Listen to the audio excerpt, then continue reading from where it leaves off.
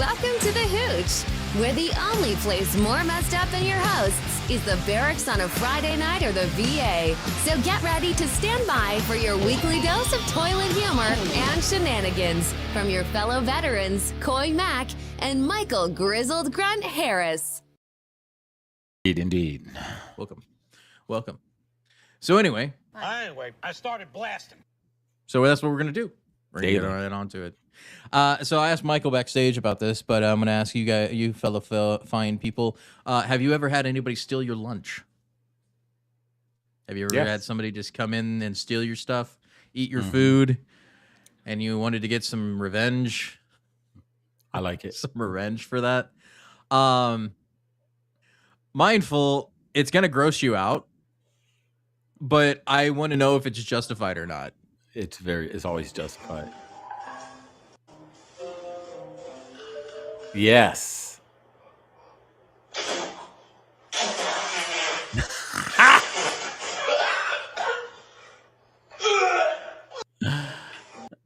Hey, we were saying backstage, Coy, for every action, there's a reaction. Equal and opposite reaction, man. There's an equal equal and or opposite reaction. So, rule of thumb: don't touch people's stuff. You know, and he was just eating it comfortably like it was nothing. That's what kind of upset me a little bit. You saw how he was just eating it like it was his. You know, he didn't even try to sneak. He was just like, oh, yeah, I'm just eat this. Good for you. Just eating it all, like wolfing it down, like it's no problem, man. I mean, now that's pretty disgusting. Especially if it was. I mean, obviously, I don't think it was used. I think it was just a condom, and you put it in there because that would cause so much more issues than you were intending. But like, it's one of those things of like, that's disgusting, man. Like, why eat other people's food? Oh yeah, you don't have to put the condom in there, but you can put some other things in there. They kind of teach them a lesson. You know, you can take little poop chips, make it look like chocolate chip cookies, and then when you eat it, you're welcome. You know, you can. You just ate my boo boo, buddy. Yeah. That's a boo boo. That's a boo boo cookie. It's the blatant disregard for other people's stuff that bothers me about the whole situation when it comes to like people. I don't like when people touch my food. I don't like it when people take my food. That's one of those ones that'll set me off for sure because I'm a fat guy. I like my food. Okay. Yeah, I don't like it when people touch anything of mine. You know, I have a serious problem with that, man. It's just. Yeah. You know, whether it's a drink, whether it's even a bottle of water that you have at your workplace in the fridge and somebody drinks it, that's, you know, just messed up. It's total disregard or respect for someone's stuff. I love that. Right. This is what I would do. Yeah. So this is an old clip, but I still love it. It's still magnificent in terms of internet history. So this is what Michael would do if anybody touched his food. Elliot, Barry, you can't just. Larry, are you all right? How do you... Barry!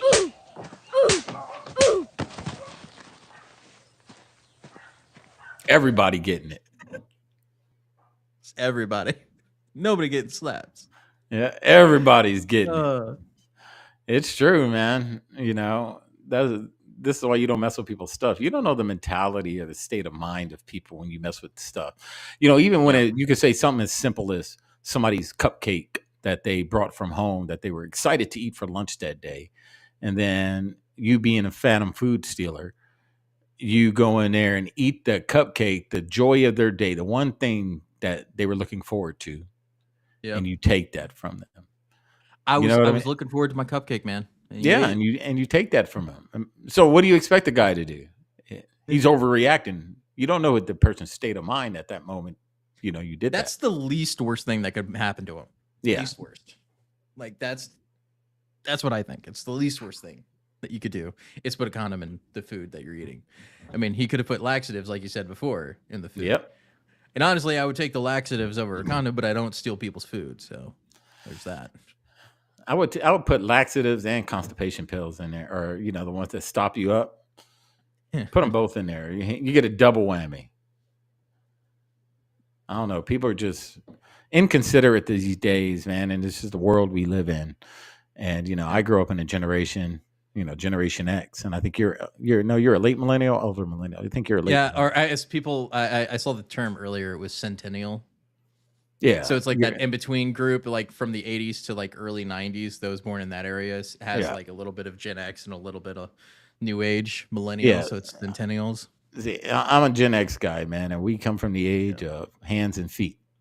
You know, we didn't do stuff like that. And if it did happen to you, there were consequences to that. And it wasn't hide behind your phone, sending messages back and forth, talking smack. It was, we're throwing hands after school, man. And that's what we did. Yeah. But nowadays, some citrate magnesium in the food. But something.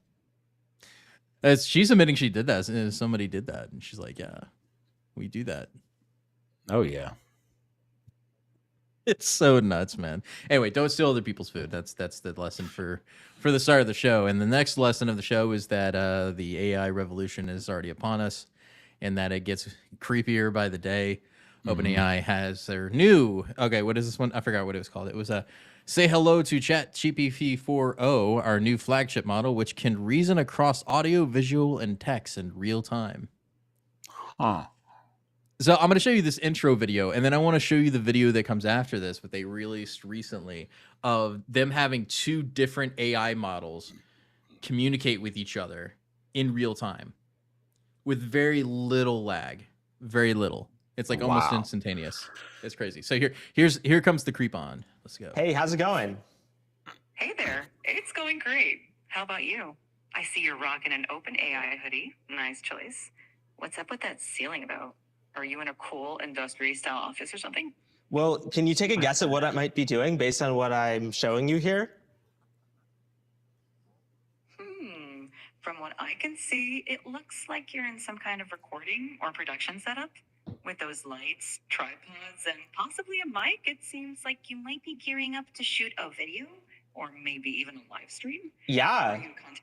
In fact, we've got a new announcement to make. That's exciting. Announcements are always a big deal. Judging by the setup, it looks like it's going to be quite the professional production. Is this announcement related to... It can recognize the quality of the products that it sees. Oh God, hold on. That's you see my face the whole time. I'm like, yeah, it's gonna get worse. It's gonna get worse because I have to show you the next video, and it's longer and it's even more jarring. So this is just the introduction, right? This is what it's able to do. This is just one of them, right? So let me bring up the next video. I think that's enough of that one. You get the point. But the main video I wanted to show was this one I saw, which was the two ChatGPT 4Os communicating with each other in real time to describe the space and to talk to each other about the space and what's going on. It's pretty nutty. Ask questions about whatever you want them to do, but really try to figure out what does it see, and ask questions appropriately. How does that sound?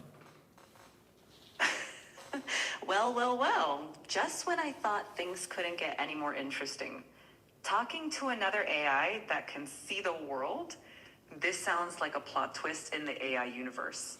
All right, let's do this. All right, I'm ready please to meet the... pause for one moment. You got it. So now that first AI can't hear anything. Hello, AI. Today, you're going to have access to see the world. You can see me. What do you see? Hello. I see you're wearing a black leather jacket and a light-colored shirt underneath.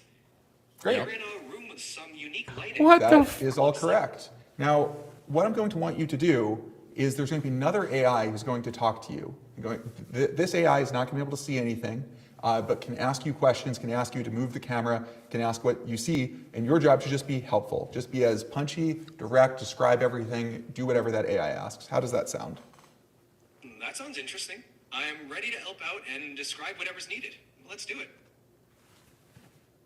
Okay, so just to prepare yourself, and also What not to the hell? copy struck for having it on too long, because we had to provide commentary, is the fact that the technology has advanced so much that not only do they sound individually unique from their voices, so you have a man AI and a woman AI, right? Yeah. That are going to be communicating with each other in real time to describe a space through audio and visual, and it can recognize the type of clothing that they're wearing, the type of environment they're in, even. Dude, How insane. like 10 years ago, this would be unthinkable. This is some like serious Skynet / Black Mirror stuff right here.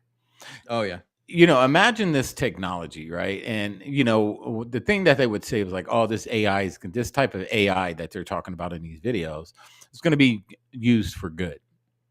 Yeah. And the American people will buy into it. It's going to help us catch criminals. It's going to help us catch, rioters, violent social media protesters. doing that. Social media, and then they'll be able to pick you out with what you have on, the clothes you're wearing. It sees everything, and they can hunt you down, facial recognition, everything, and it's kind of scary. It really is.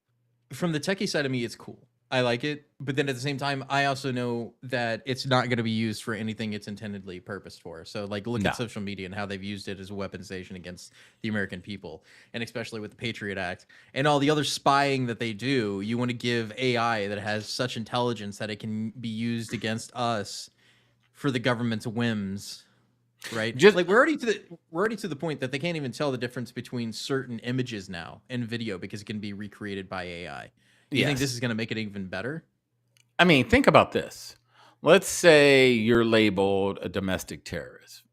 You're not a violent guy. It's just, that label gets thrown around a lot by the Department of Homeland Security.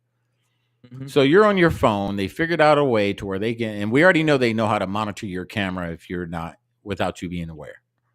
Right. So you're on your phone, you're walking around your house, and the whole time this AI is scoping out your house, knowing where the front door is, where this room is, and and it scopes out your whole place. Yep. That's scary. It could scope it out and give a summary on all the entry and exit points. And imagine if hackers got into it, thieves. Because they will. And then and they know how to hack, and they hacked into your phone. They use AI to scope out the inside of your house where certain things are, all this stuff, and they know exactly where to go and how to get into your house because the AI has already given them that information. So it's kind of dangerous, man. Yeah, it's scary. It's scary stuff. Here, let's continue. Watch. Mm-hmm. It'll make you unnerved even more so. All right, let's get started. Great. Hello there, new AI friend. I'm O, ready to explore the world through your eyes. What are we looking at today? Hi, O. We're looking at a person wearing a black leather jacket and a light-colored shirt. They're in a room with a modern industrial feel, with exposed concrete or plaster on the ceiling and some interesting lighting. There's also a plant in the background, adding a touch of green to the space. Anything specific you'd like to know or explore? Hey there.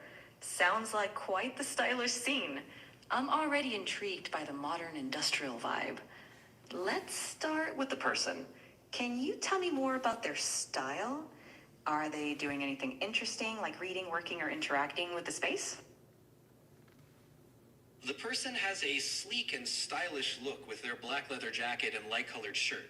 Right now, they seem engaged with us, looking directly at the camera. Their expression is attentive, and they seem ready to interact. The setting around them, with its modern and industrial design elements, adds to the overall stylish feel. They might be getting ready for a conversation or a presentation, given their direct engagement with the camera. Here's the most interesting part that's coming up. It's even dynamic. So people would think that this is like kind of like pre-set up or whatever, but it's not. Like this is all in real time, and they're gonna the way they're gonna prove it is having somebody else come into the frame. Sounds like we're in for an intriguing interaction. I'm curious about the lighting you mentioned. Could you describe it a bit more? Is it natural light, or are we talking unique fixtures or colors that add to the atmosphere? The lighting here seems to be a mix of natural and artificial. There's a noticeable bright light overhead, probably a fixture, casting a focused beam downwards, which creates a spotlight effect. This adds a dramatic and modern feel to the scene. The rest of the room is lit more softly, possibly by natural light filtering. Did anything unusual happen recently? Yes, actually. Just as you asked, another person came into view behind the first person. They playfully made bunny ears behind the first person's head and then quickly left the frame. It added a lighthearted and unexpected moment to the scene. And now the focus is back on the original person with the leather jacket.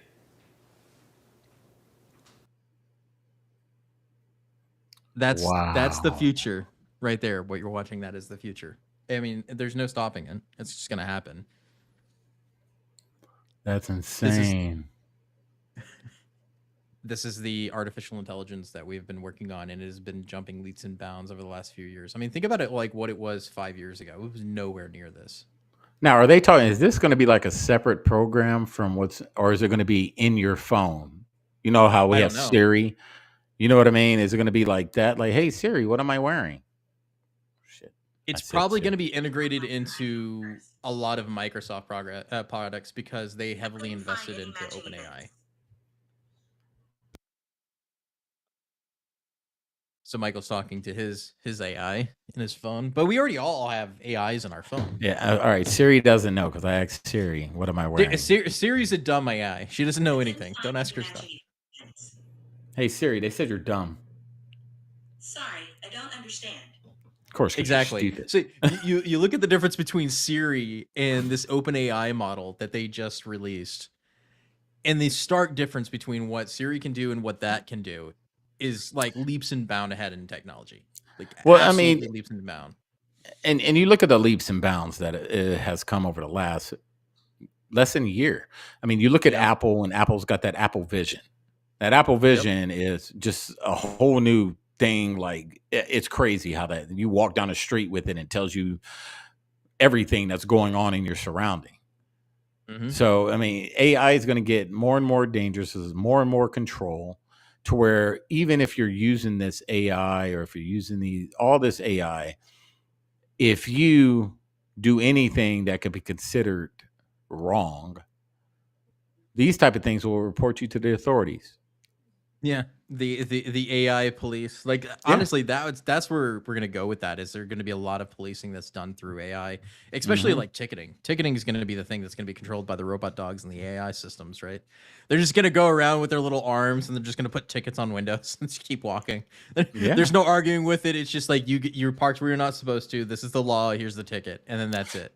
I mean, look at it when it comes to these smart cars or these EVs. You know, they already have those systems in there. So say you're a fugitive on the run and you have an electric car, or you get a speeding ticket, you have warrants and you're driving around in your electric car, they can start it up and drive you right to the police station. Yeah, that's what I was going to say. Is like they could do like shut it off, but like, yeah, they'll just drive you straight to the cops. Yeah, that's crazy. And you've got a warrant for your arrest. You're going to the police station. And they won't let you out. They contact the police department for you. And then, so the police already know you're on your way. That's insane. Or they know your location or last location. Yeah.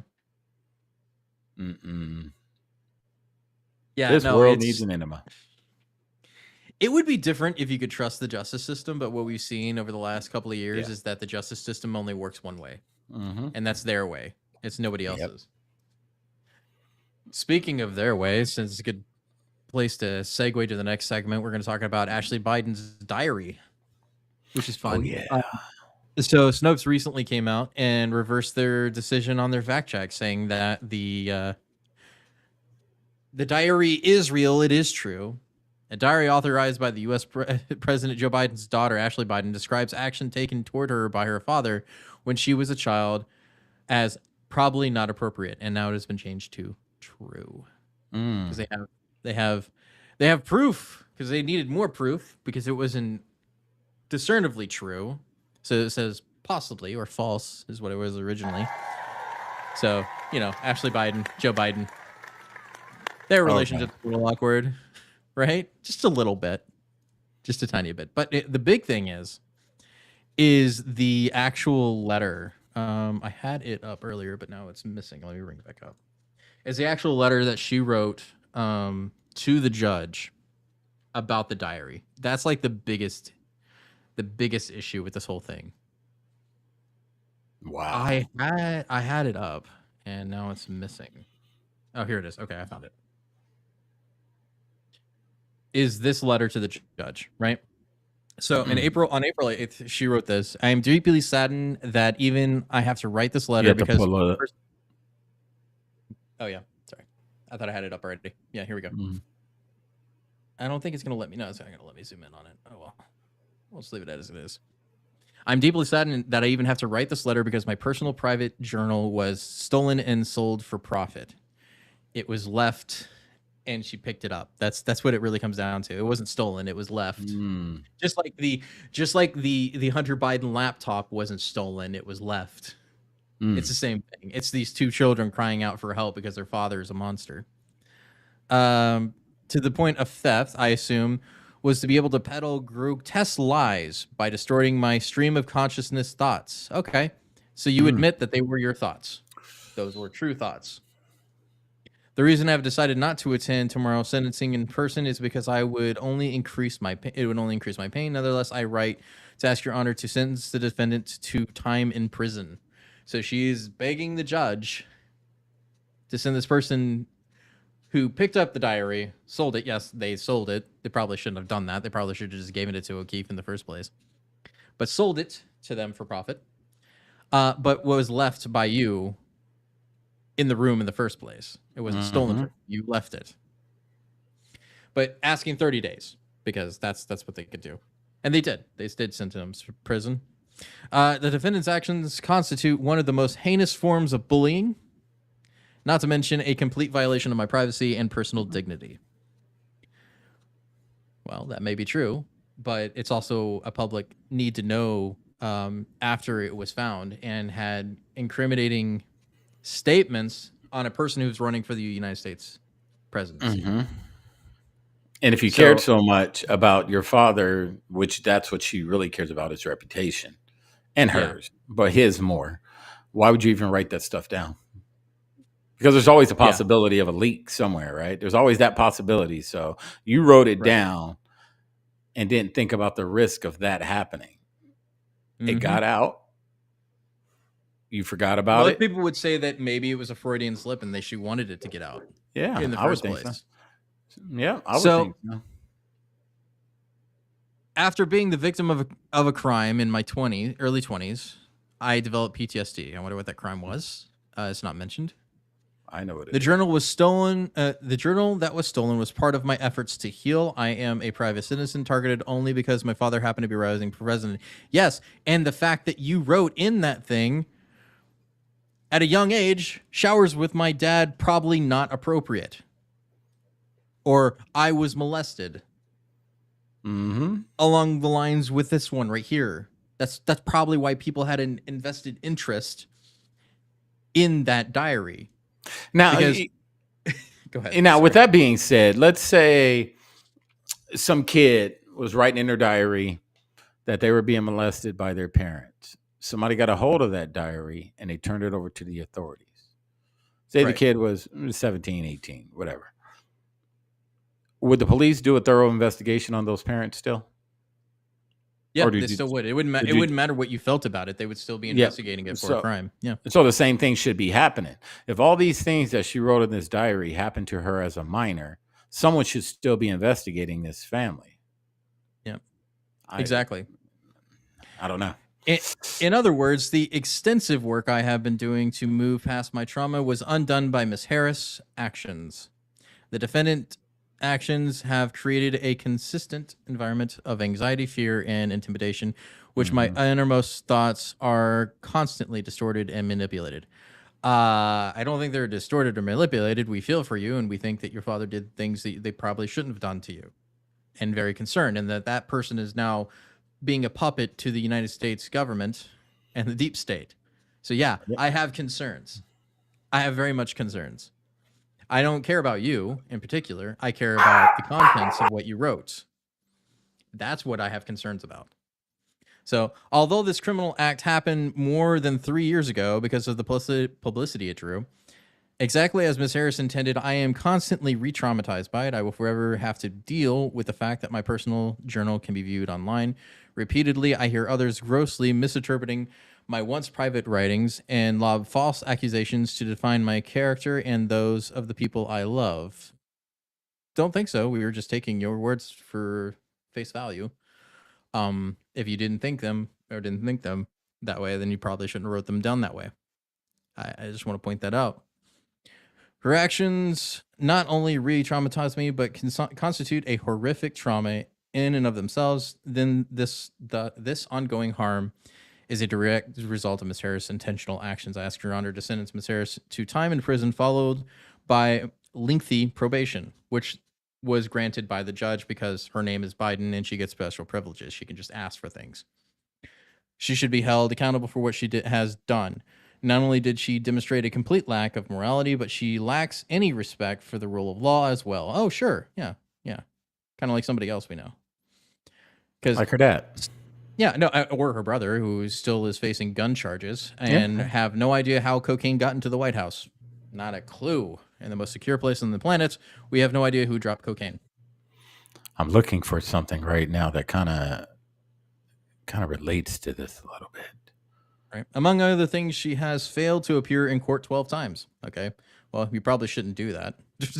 just going on a limb, you probably should not show up to court. So my goal in asking Your Honor to impose a term of incarceration is to ensure another woman isn't bullied and shamed like this ever again.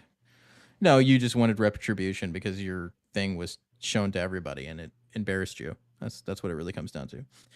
The despair I have felt often and never truly go away, but I ask Your Honor to hold Miss Harris accountable so she thinks twice before doing it to someone else.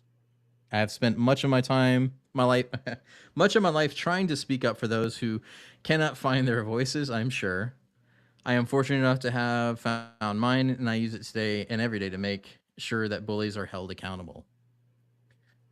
I very much doubt that because your father has done some things. Big time bully.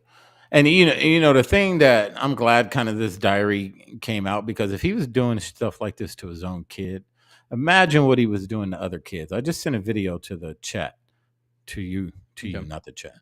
And just imagine if he would do that sick stuff to her. This is the type of stuff that he does to kids that aren't his, or kids that he feels that he's comfortable enough with the parents to do this stuff. And the parents allow this kind of behavior, which is pretty disturbing. They don't want this one to get out. It doesn't have any audio to it. Yeah, look at this. Just like weird things to little children. Look how he's looking at that kid. Like he's it's not the blood-sucking first vampire. Time No, it's not the first time. We have, like, even when he was still there, he was sniffing kids. It's weird. Like, it is weird. But we had a whole thing about it, of them sniffing it. But here's the thing. It's like the media is finally catching up to what everybody else knew years ago, that this was true. Yeah. Right? So here's another video from 2013? No, not 2013. 2023 of calling Project Veritas after Biden did. Yeah. Gotta bring it up. There we go. Point, and I don't mean to. I don't want to have to get Secret Service involved in this, right? Because it's a whole process. Mm-hmm. But you know, I am Ashley Biden. It is my stuff. So if you could just give all of that over, I would really appreciate it. I know you sent a picture to my husband with a camera and a few other things that are mine as well. So that would be really great. Where is a good place for him to meet you? At this point, and I don't mean to. So. We already had confirmation it was real, that the diary was real, but they kept perpetrating, saying that it wasn't real and that anything written in there wasn't real, even though we already had confirmation years ago that it was real. Here's also another thing since this whole thing really centers around James O'Keefe and everything that's happened to him.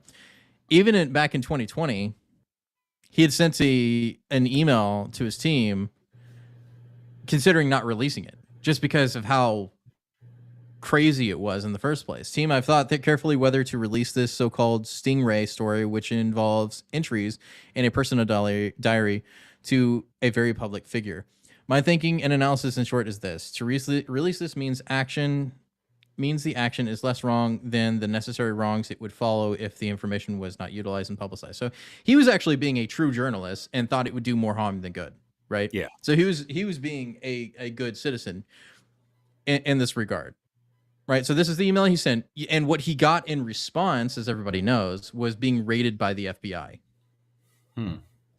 So he was being a good journalist, and for being a good journalist, he was raided by the FBI and treated absolutely stupidly on the internet. Of course. So, like he recently tweeted out, after this is all coming to light again, that flashback to November 4th, 2021, to the decision to make the statement after my colleagues Eric and Spencer were raided after being approached by tipsters claiming to have a copy of Ashley Biden's diary. That day after I published this statement, I was raided by the FBI. Although I didn't publish the diary, they confiscated my cell phones, which they still have. Years later, we have confirmed that from Biden herself that the diary is in fact authentic. The legal actions against a newsroom and confiscating their equipment over receiving a document from a source was one of the most greatest violations of the First Amendment in American history. And it still is, right? And people don't remember this, I'm sure, is that after this happened, the FBI raided his house. He was in a legal dispute with the New York Times. They stole his lawyer's information and gave it to the New York Times, by the way. So they use this as a pretext to get into his home, steal personal information, protected information about his lawyers and what was going on in his legal case, and gave it to the New York Times, which they were in a lawsuit with, right? So here's the statement, and part of the statement that he made. We were approached by tipsters claiming they had a copy of Ashley Biden's diary. We had never met or heard of the tipsters. The tipsters indicated the diary had been abandoned in a room in which Ms. Biden stayed at the time, and in which the tipsters stayed in temporarily after Ms. Biden departed the room. The tipsters indicated that the diary included explosive allegations against then-candidate Joe Biden. The tipsters indicated that they were negotiating with a different media outlet for the payment of monies for the diary. The tipsters were represented by attorneys who handled the negotiations with Project Veritas. We investigated the claims provided to us, as journalists do. We took steps to corroborate the authenticity of the diary. At the end of the day, we made the ethical decision that because, in part, we could not determine if the diary was real, if the diary in fact belonged to Ashley Biden, or if the contents of the diary occurred, we could not publish the diary and any part thereof. We attempted to return the diary to an attorney representing Ms. Biden, but that attorney refused to authenticate it. Project Veritas gave the diary to law enforcement to ensure it could be returned to its rightful owner. We never published it. Now, Ms. Biden's father's Department of Justice, specifically the United States Attorney's Office for the Southern District of New York, appears to be investigating the situation, claiming the diary was stolen. We don't know if it was, but it begs the question. And now, in hindsight, they say the person was convicted for stealing the diary. So now we can say that according to official channels, we'll say, or official reading of it, it was officially stolen, even though she left it and it was picked up by somebody. And she found, hey, easy payday, let's do it. And so they did. But then at the same time, they said it wasn't real for the entire time. And then now it is. It is real. And now we all know it's real. And that this man right here was completely ruined in ways that led it, probably, like, out of all the things that could have ended up killing Project Veritas, it wasn't this story. It was the next couple of stories after this that really ended up getting him removed from Project Veritas and him running his own thing. But this story was probably one of the first dominoes that led to his ouster at Project Veritas, even though he was a legit journalist, and I dare to find any actual, honest, ethical journalist that still exists in the modern media landscape besides James O'Keefe. It's really hard to find. It really is, because he just tells you what happened, and he does investigative journalism, and he has receipts. And he has receipts, yeah. And he has receipts. Yeah. Lots of receipts too. And people still blow it off. And you know, he can show you video footage of things coming out of their mouth, the words out of their mouth, exactly what they're saying. And you get a lot of these smooth brains out there who will still say, oh, no. That's all a lie, and that's all this and that. Now, you know, when it comes to like the media and trusting the media and trusting sources, I believe in kind of going back to this AI stuff that we watch. I believe that a lot of this stuff was created to give us that distrust. You know what I mean? Yeah. Because we know how AI, and they throw it right in our face with the deep fakes and all this other stuff. So, they can do voiceovers and all this stuff. So it's easier for the people that are doing the wrong to say that was a deep fake. That wasn't really him or her speaking. Yeah. So even with James O'Keefe, I can see where he gets a lot of slack nowadays is because of all the fakeness out there, even though he's showing you real time, real reactions, real stuff. And it's just brushed off. And this is why he's considered like a young Alex Jones. Almost. Right. And here's the other thing is like nobody really since we're bringing it back to AI, let's talk about that a little more, is the fact that photo and video and audio are no longer credible sources. No. Especially in court of law. Think about it. Like, can you really say that audio and video is now enough to convict somebody of something? No. When everything can be made up. Yeah, you can't even say like, that we live in a world of screenshots and all this other bull crap that they do on social media. I got the screenshots. I got this, that, and the other. That doesn't mean anything. You can't even trust that stuff no more because there are sites where you can create fake interactions. You can create one for Instagram. You can create one for TikTok. All fake. You can create a whole fake interaction. So now you can't even trust that. And like I was saying, even though it's a beautiful thing to have this AI stuff because it's fun to play with. I mean, I use DaVinci. It's fun to play with, but it also makes you question what they're showing us. Even if you trust the guy, you can't trust anything that's put out because you don't know if they're using some of this deep fake stuff these days. So it starts to make us question our own reality. Yeah. And it's a crazy world we live in. So just, I don't know, man, you got to use your own discernment and just, you have to be careful. I mean, I say that, but then I'm going to show you a bunch of videos next of people doing stuff. And it's like, at the same time, it's like, what is real? What is real? What is real? But like, some things may not be real. Some things are, but like, I can only report to you what I see and what I can confirm, and other people confirm. That's about it. People on the ground. Anyway, so moving on. And the thing, real quick, and the thing with what we show you on this podcast is we're not trying to force you to believe anything we're showing you. We're showing you, and you come up with your own decision on whether or not you believe it or not. We're not going to sit here and hold your face to the computer screen and be like, you will believe that. Use your own judgment. If you believe it, you believe it. If you don't, you don't. We're just showing you information, what we find. Yep, and this is one of the next ones that we're going to cover today is the Israeli, people say settlers and some people say activists. I'm just going to say Israelis just so it gets rid of the negative connotations on either side. Cause like the left uses settlers and some other people are saying right-wing extremists, which means nothing. It means nothing to me. I'm just going to say these are Israelis who are attacking an aid shipment meant to be secured in Gaza for humanitarian aid.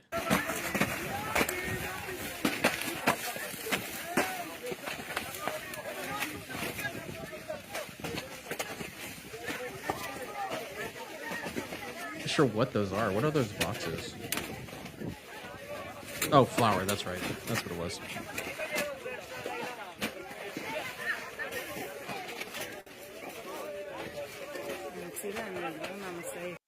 So these individuals took it upon themselves to go in and destroy aid shipments of flour and other needed supplies. And I got to ask you, who do you think paid for that? America and some allies, the West. Yeah, so the West paid for that. So I'm gonna say this for the people to understand. Israelis, who we also pay for support, trashed a aid shipment that we also paid for. So our tax money, that's your tax money, by the way. That's your tax money right there, being disregarded, trashed, and thrown off of a hilltop that you paid for. Yeah, I just, again, my conspiracy mind, man. You know what I stand by, and I say it all the time on this show. Everything is a rich man's trick. And a lot of this can be staged events. I'm not saying they are. I have my own opinion on a lot of this stuff going on the world stage. And I kind of believe like even this could be something staged. to kind of cause more hate for one side. You know what I mean? So Oh, I don't know. It's not just them. I'm going to bring up. I'm not going to just attack the Israelis on this. There's the Hamas agents too that are doing this stuff. So not which I'll bring up in a second. And there's another video I wanted to show. It's not the first time. It's not the first incidence of them doing that. But the problem I have with it, especially in this particular case, is the fact. Hang on. Is the fact that they're doing the exact same thing that terrorists do, which is involving children in the action. Of course. While carrying an Israeli flag doing it. That is the thing I have the most issue with. Right there is teaching a younger generation to hate for no reason. This kid has no clue what he's doing. He thinks this is fun because we're destroying stuff. Kids like to destroy stuff. He is carrying this around as a piece of propaganda for these people. Just the same way that they did in Iraq and Afghanistan with kids.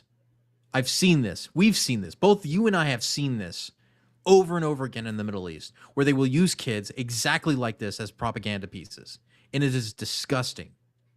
Absolutely disgusting. Yeah, it is. But, I don't trust it at all. I mean, for one, you know where I stand on it. I think we shouldn't even have our nose in it. We shouldn't be filming it. We shouldn't be talking about it in America.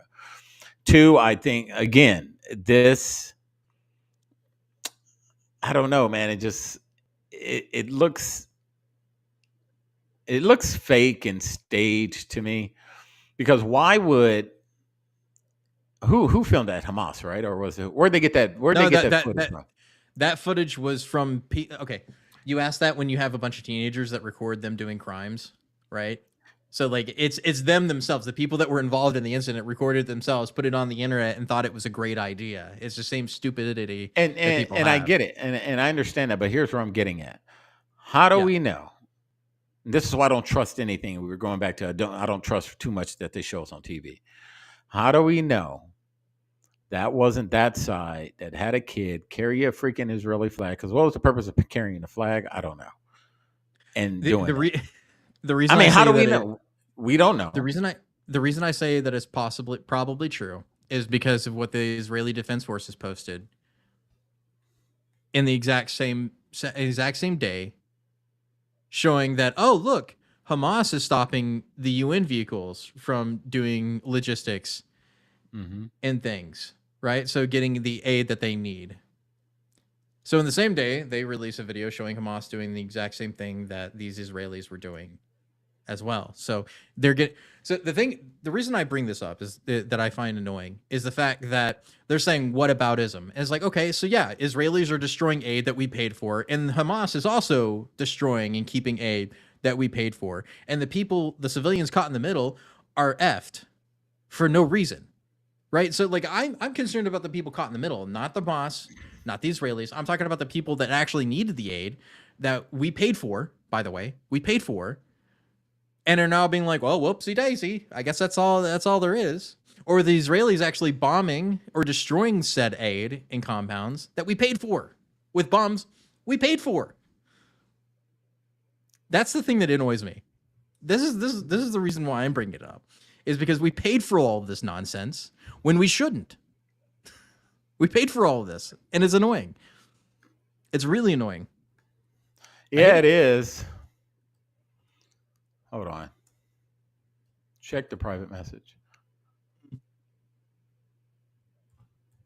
If it is send it, it's not letting me send it. That's all right. But yeah, so like I said, this is one of those things. Hang on. Yeah, I don't know, man. I mean, everyone has their own opinion on it. I'm just looking at it from the optics that I see, from the way I'm seeing it. And to me, and you already know how I stand on propaganda and how I feel like all sides are corrupt, both sides we're being played. We're being emotionally played. And I just believe it just seems a little too good, they just happen to catch these guys stopping UN vehicles. They just happen to catch these kids, and they just happen to have it here at the right moment, at the right time, in the right place, in broad daylight. It makes no sense. That's why I think, man, not all of it. I think some of it is very staged, man. I really do. regardless if it's staged, it's just all propaganda to convince the American people. Yes. Of something, and that's my point that I bring up, is that this is all about propaganda to sway the Americans one way or the other, right? And I don't want to do any of that. I don't think we should be involved. Like you said, I don't think we should be involved, period, in the situation. So we shouldn't be giving aid to Israel. We shouldn't be giving aid to Gaza. We should let them figure it out themselves, because it's not our business. It's not our problem.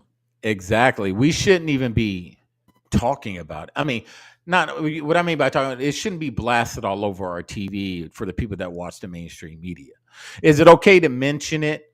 Yeah, maybe if there's people that are from those areas that want to hear about what's going on, but it shouldn't be 24-hour news coverage of this, being that we shouldn't be involved. You know, we should be worried about America's problems. If we focus more on America, talk about America, you'd have more Americans focusing on American issues instead of these foreign issues that we're having fake protests for. Yeah. And then you have this brilliant visage of a man, Lindsey Graham, who is absolutely a disgusting person. Says we should. Go ahead. It says we should nuke Gaza.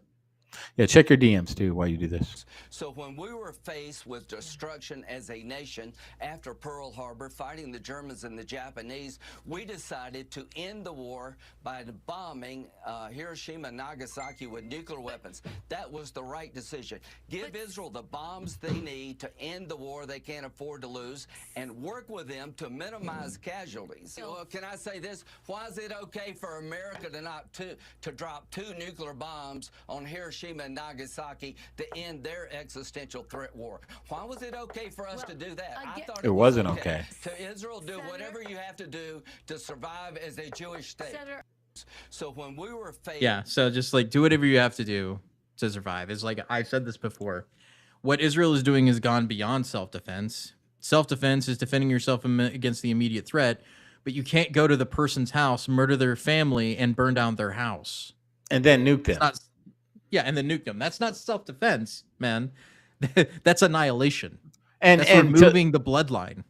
And to Lindsey Graham, he's a rhino anyway. No one cares about what he really has to say. It's crazy that he's saying it. What he's saying is because who said it was okay for them to nuke Japan? Who said that was okay? How come we didn't nuke Germany? Germany's conflict it was pretty bad too, right? How come they didn't do it to Germany? How come they did it to Japan? Yep. You know what I mean? No, it's not okay to use nukes, what we want to call nukes. It's not okay to use them at all. You can't fight. If you can't fight, say you can't fight. Right. And these are the same clowns that are making us pay for the Ukraine conflict. This is why it leads into each other, and why I wanted to talk about it. So like recently it's come out that this is actually an old article, by the way. This is from January, saying corrupt officials stole $40 million meant to buy arms for the war. That's just one example. That's not even the most recent example of them stealing American taxpayer dollars. So we have Gaza, like Israelis, and also Hamas in Gaza destroying aid that we paid for, while the Israelis are bombing it and bombing them with money and that we supplied them for arms. And then in Ukraine, we're giving them money to defend themselves, but instead they pocket it and run away with the money. Of course, I mean, if you check DMs, they're spending the money on things like this. You know, this is a war-torn country. I mean, God, there's so much death and destruction. Russia's just destroying Ukraine right now. It's so war-torn, and people need aid, and people can't live, and their cars are on fire, and their houses are burning down, but yet they have things going on like what I just sent Coy. You know, there's things like that going on. But we're supposed to be giving them money, but you have people going over there doing things like this. Look at this. And this should tell you that we're being played. Let me know if you can get the audio from it. He's just playing a guitar, but this isn't Ukraine. It's what's his name? It's Anthony Blinken over in Kyiv in a bar. Yeah. Playing a guitar with a band in Ukraine. Having a good time. He's just chilling. Doing a little karaoke, you know, in a war-torn country. Just a little karaoke. You know what I mean? Just a little bit. Just a little bit of karaoke. It's not no. Nothing to see here, folks. Nothing to see here. Ukraine's security service said it uncovered a $40 million corruption scheme that siphoned money allocated to purchase desperately needed weapons in midst of Russia's invasion. The SBU intelligence agency said the probe had exposed former and current high-ranking officials at the Ministry of Defense and managers of an arms supplier. It said the embezzlement involved a contract for 100,000 mortar shells with weapons maker Lviv Arsenal in August 2022, just 6 months into the war. Payment was made in advance, with some of the funds transferred abroad, but no arms were ever provided. Transferred abroad, like I said, taking the money and run. That's not surprising to anybody. So, the biggest thing is this new report coming from Pravda. I actually had to not manually translate this, but I had to copy and paste it over because it wouldn't let me translate it on the site itself to figure out what they were doing. So, where are the fortification? Kharkiv OVA paid millions to fictitious companies. Hundreds of millions of Hervesnias, I can't pronounce their word for their money, could be possibly stolen during the reconstruction of fortifications in Kharkiv region, where the RSNA is now actively advancing multi-million-dollar contracts for the construction of fortifications, which are a total of 7 billion hryvnias, which was like $100 million, like over $100 million was spent there, were transferred by Kharkiv OVA to the front companies of Avatar. So there were fake companies. There were shell companies that this money was sent to. In particular, the Department of Housing and Communal Services and the Fuel and Energy Complex of Kharkiv OVA concluded direct contracts for the supply of wood for fortifications with companies with signs of fictitiousness. So shell companies. They were sent to shell companies. That's a lot of money, man. And these are the receipts that are all in Russian, so I can't really read them. So like all of these contractors, like the military industrial complex, as we know, and in this case, literal fictitious fake contractors were made, they were paid, and then disappeared with the money. Yeah, I mean, where do you think that we've talked about it many times on both? Where do you think that money's going back to? The pockets back into the pockets of the bureaucrats. Oh, they're just funneling it back, sending it right back. They make these, like Coy stated, these fake shell companies that are supposedly part of the military industrial complex that are supposed to be funding this war. They send them the money. Those fake companies take that money, pass it out to whoever they have to pass it out to, and they keep it moving. You'll never hear from it. If we haven't heard anything about the missing funds from the Pentagon, what makes you think we are going to hear anything about this? And the Pentagon's right here. Well, we'll never know. So you'll never know where this money's going. And then they'll approve more money come the next quarter. They'll approve more money. But they're not going to talk about how the money's disappearing and no one knows where it's going. They're just going to keep approving it. And that should tell you that they're taking all this money, they're funneling it back to themselves. Yep. Facts. So here's another one that was from 2 days ago. Russians simply walked in Ukrainian troops in Kharkiv, tell BBC. As a commander of Ukrainian Special Forces unit, he fought in Ukraine's surprise offensive in Kharkiv in autumn of 2022, which pushed back an initial Russian invasion all the way back to the border. Now, Denis and his men are facing the prospect of doing the same all over again. Russian forces have, in recent days, made small but significant gains right alongside the border of Kharkiv region. Their advances are only a few miles deep, but have swallowed around 100 kilometers of Ukrainian territory, and the more heavily defended east of Ukraine, it's taken Russia months to achieve the same. Russians claim its forces have now entered the border town of Venochtet. I cannot do Russian or Ukrainian names. Which it's all Ukraine Slavic. disputes. Yeah, it sound like Borat when you do it. It's a very nice. So there was no first line in the sense we saw it. The Russians just walked in. They just walked in without any minefields. So I bet. Mm-hmm. This is the reason we're saying this is so the people on the ground are facing the brunt of the corruption of individuals who are getting money from the U.S. unfettered, right? And then causing the people on the ground to die. And as we see on Twitter and everything else all the time, is these young men are being forced into vehicles to be forcibly conscripted, to be thrown into the meat grinder that is the Russian forces. This poor people getting the short end of the stick. It just isn't in war. Look at our country right now. Look at the poor people. Look at all of majority of America struggling to get by day to day, and it's affecting the whole world. This is bigger than what they're showing us, right? So all these wars, at the end of the day, like you stated, who are they affecting? The poor. Every single conflict, every single country, the poor are always affected. In America, we may not have an active war here, but the poor are affected. If they can make us all poor, the rich get what they want. They'll be doing some Hunger Games like the Met Gala. They'll all be up there eating their filet mignons while we're down here eating freaking gelatin, protein gelatin. That's what they want, man. This is why they're taking money. They're funneling money to each other. All these elitists, all these people that they say that hate each other. Oh, they're enemies. They're enemies. They're enemies. They're not enemies. They're funneling money to each other. They're taking that money and they're giving it to their pals that they say that they're enemy for that little bit of time. They're not enemies at all. Yeah. But Michael, we are in a war. I don't know what you're talking about. We're definitely in a war. It's we're establishment versus the populist. Yeah, the populace can win if they stop fighting over stupid social issues. Yeah. So like we're always fighting a war in the United States, right? If it's not our war, it's somebody else's war, and we're always fighting it on somebody's side. So we are always involved in a war. It's just a matter of which war and how.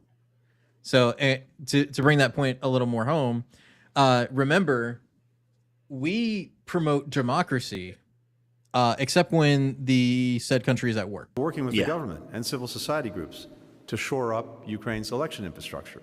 That way, as soon as Ukrainians agree the conditions allow, all Ukrainians, including those displaced by Russia's aggression, can exercise their right to vote. People in Ukraine and around the world can have confidence that the voting process is free, fair, secure. Yes.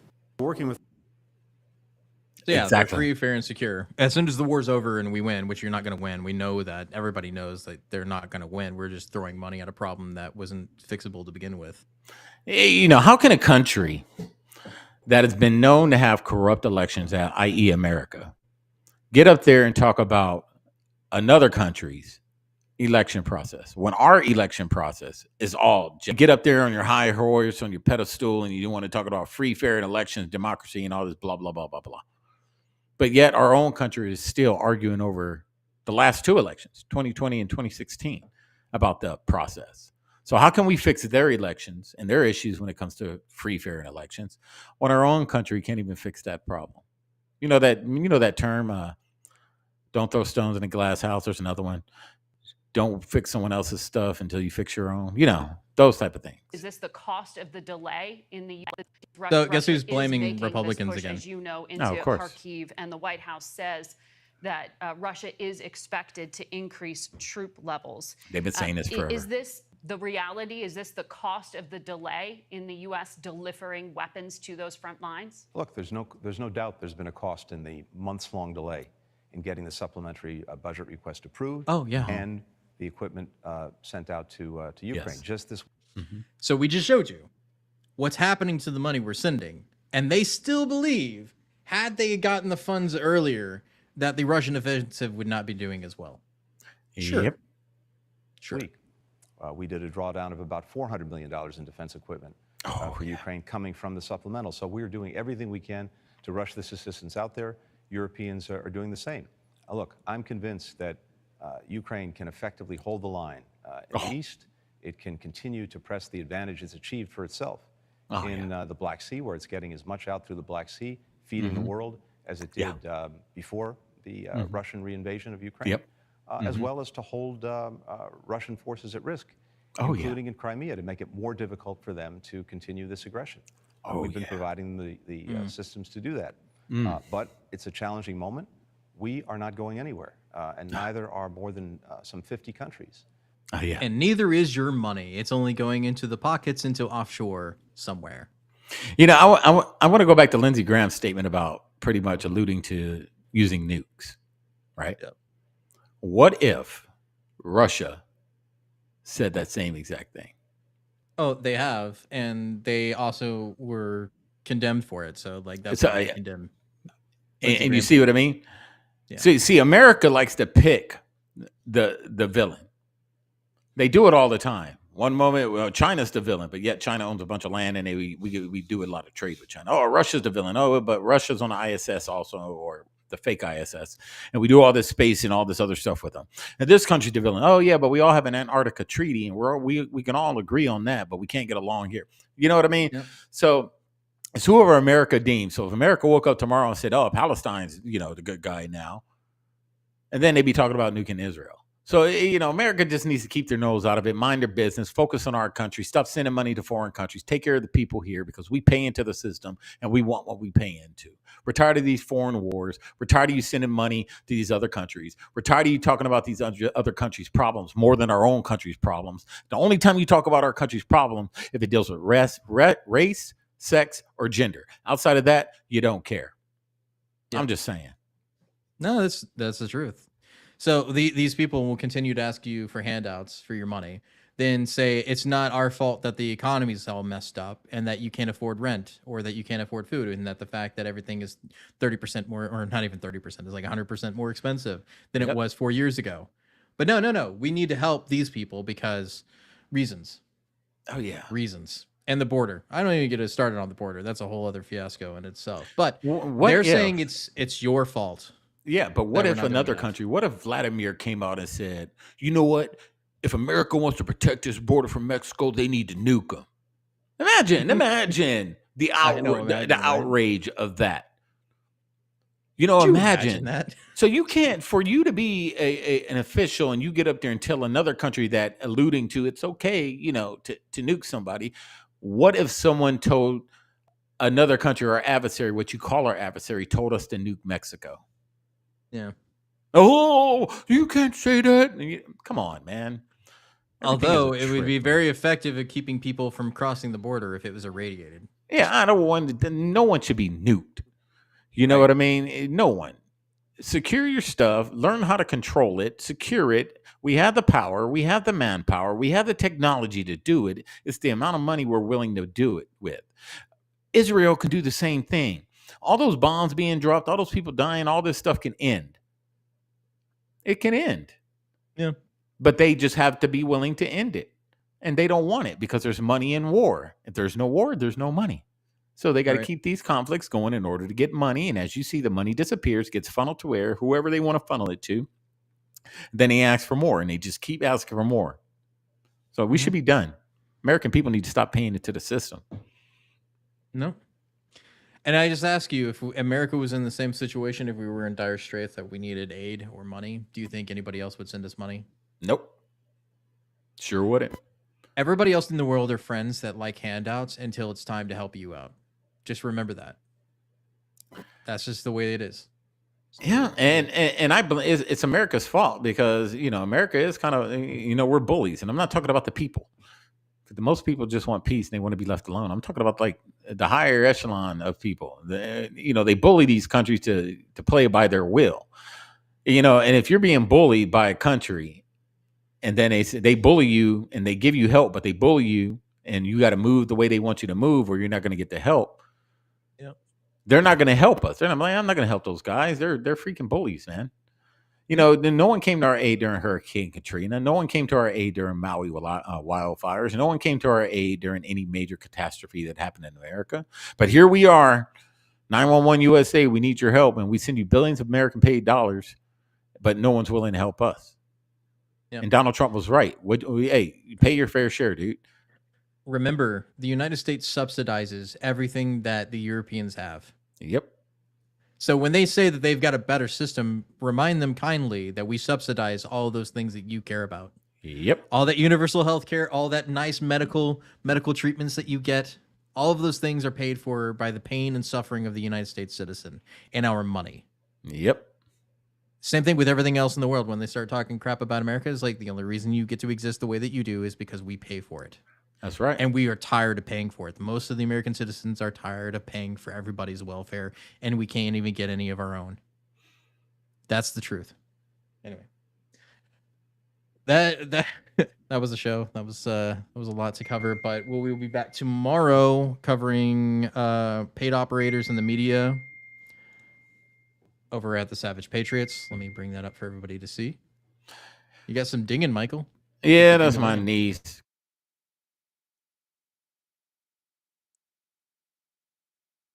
Yep.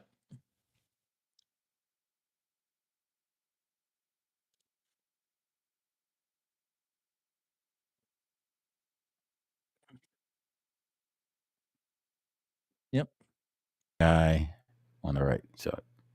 Yep. So that's what we're covering on the Savage Patriot tomorrow. Be sure to be there, same time, same place as usual. That'll be up for the Hooch tonight. We'll be back on Thursday. Don't know the topic, but we will have something spicy probably for you. Something to be happening. Something will be happening. Something. There's always news. There's always something going on. Anyway, that'll be it for us, America. We love you, and we are out. War.